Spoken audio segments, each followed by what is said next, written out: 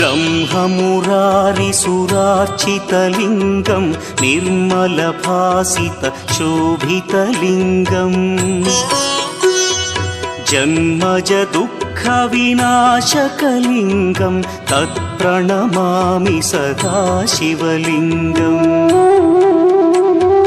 देवमुनिप्रवरार्चितलिङ्गं कामदहन करुणाकरलिङ्गम् रावणदर्पविनाशकलिङ्गं तत्प्रणमामि सदा शिवलिङ्गम्